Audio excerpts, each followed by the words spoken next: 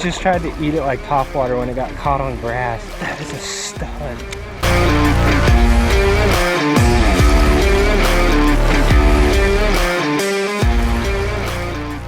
Boys, it's 87 degrees. First couple days of March. We're gonna go get a workout in and do some fishing. It's a little bit windy, but we're gonna be on the paddleboard, so we're gonna have to work for them. Let's go see what we can catch.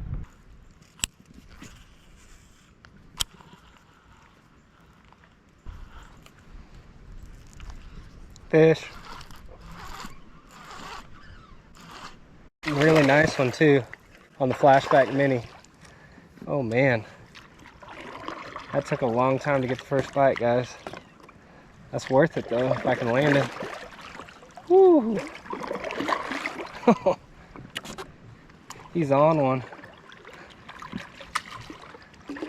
Trying to go this way so he doesn't blow the spot up back there. Oh yeah. Melanosis on him. Melanosis on his lips. God, I pinned him. I got a new soft plastic that I'm trying out today too. So I've already tried to throw all three of those. The microbladed cush ball in the red. I tried to throw a bait finesse Evo jig with a Euro tackle Metacro on it, the jig. And then I already threw the line through as well. I got one bite on the chatterbait, but he didn't really eat it. So I figured I'm gonna keep with something bladed. And I got one on the Flashback Mini, downsized it a lot. So that is a 1/16 ounce Flashback Mini chatterbait, guys. And I've got a 2.5 inch Guggen dangle dart on there. It's actually a crappie bait, but it's got that really finessey fantail on it that I dipped red. Bait smells great, and was able to get the first bass to commit on that by some wood. I'm throwing that on my Sioux Hurricane and Sioux Dragon combo, moderate and light action rod with 6-pound fluoro. I had fished for an hour and about 15 minutes by this time, so I was really happy to get that fish on the board. There you go. Wind's blowing like crazy today, guys. It's kind of frustrating, but it beats sitting at home.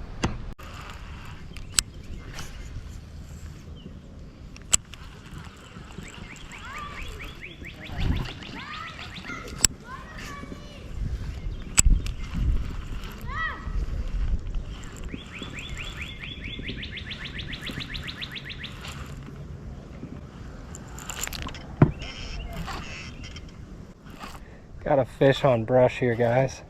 He just came off. I think it's a solid one.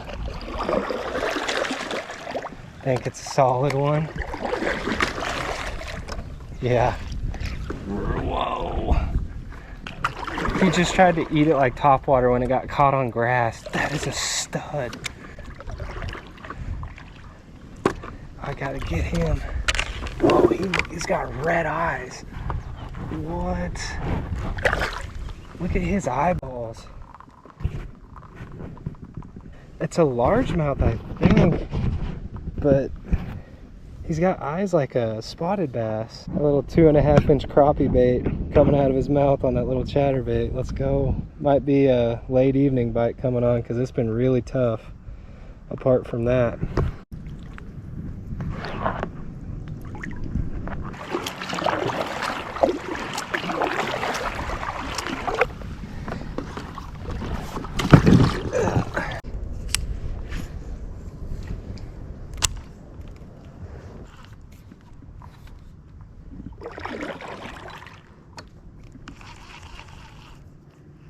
Got one.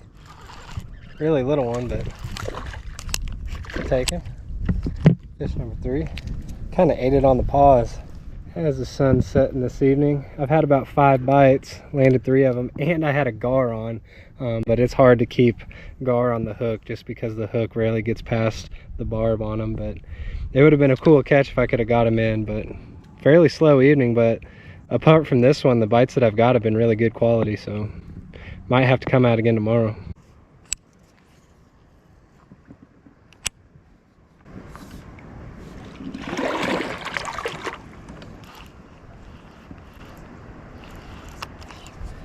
Got him.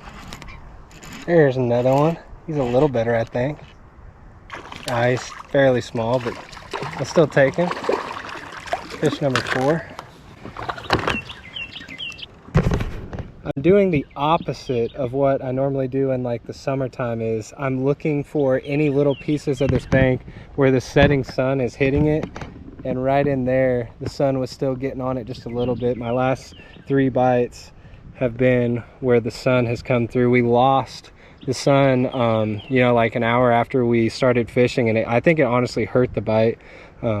But now that it's peeking back through just a little bit, they seem to be wherever the sun is hitting the bank. Still on that 2.5-inch dangle dart.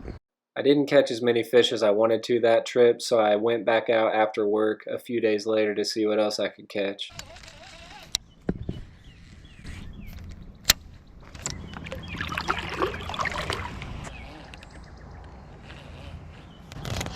Got one.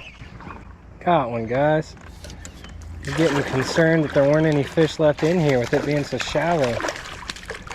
It's gonna take super finesse again. We're still in the first few days of March. This is 2 days after when you saw that last river video that honestly was pretty tough too. This area is just a shell of what it used to be. I mean, main channel is like 2 feet deep. I used to take my boat all the way back in through here. I could still probably do it, but it's like I don't even know if it's worth it right now. There's hardly any water left through here. This little guy came off of that lay down, which was, like I said, like 18 inches of water.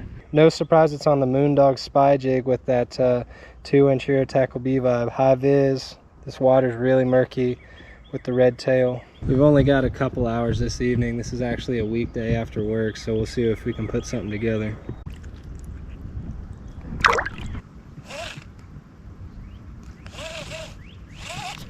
Got one. Where's that? Bluegill. Take him. He bit like a bluegill. He's got one melanosis spot right on top of him. Pretty looking fish right there with the yellow belly.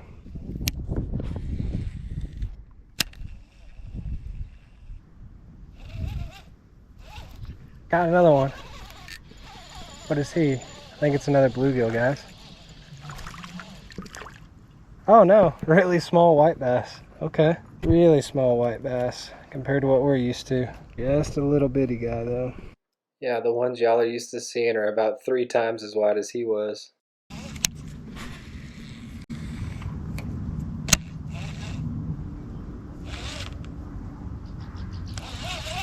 Got one.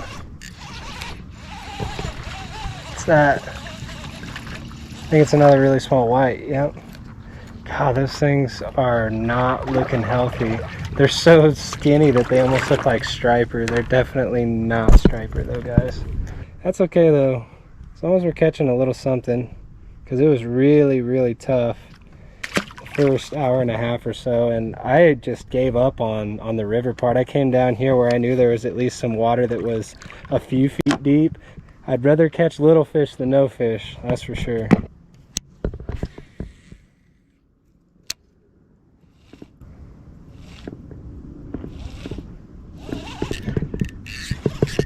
That might be a little better, whatever that is, guys. Yep, that's a bass. Let's go. Heck yeah. Got him on the spy jig. All right. Yep, that's a decent bass there. All right. That feels good. If I can land him. Gotcha. Not big. But guys, after a struggle, that bite feels awesome. There's the little Moondog spy jig and 2-inch Euro Tackle B vibe pinned to the roof of his mouth. Y'all, I am really fishing to get these bites too. They are not coming easy. I am fishing so slow and tedious.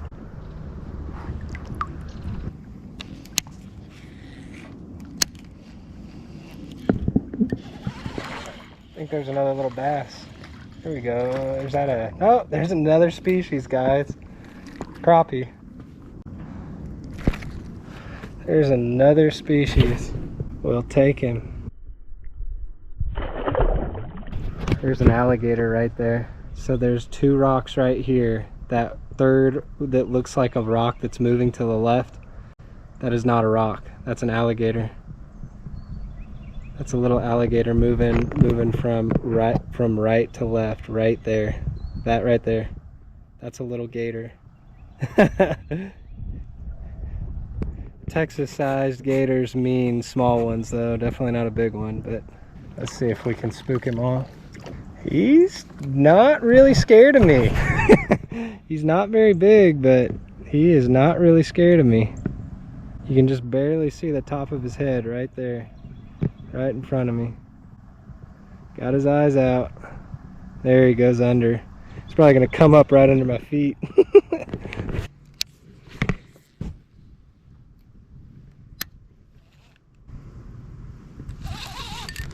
Fish. Feels decent, guys. Whatever it is. Feels pretty decent. What is it? Oh, it's a little bit bigger white bass. There we go. Still not tall at all, man. There must not be much bait in here because those white bass are struggling. Struggling, bud. That's all right, though. Any tug is a good tug for me.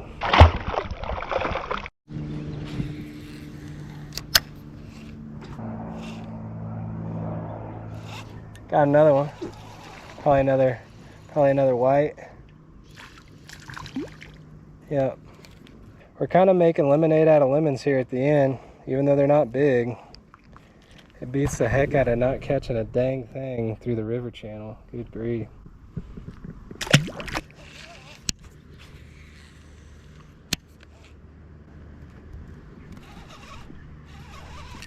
He got it. Whatever that is, he got it. Maybe a full-size white bass? Maybe. Yeah, he's giving me a little run. Okay. So there might be some bigger fish out there in the middle. A little bigger. Almost full size. Definitely nowhere near Mondo caliber, but decent.